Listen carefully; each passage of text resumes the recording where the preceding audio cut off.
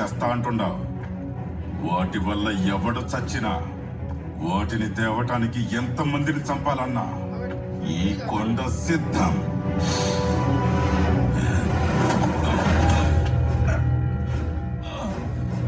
చేసే పని తప్పని తెలిసినా మన అవసరం కోసం చేస్తుండవు అనుకున్నా.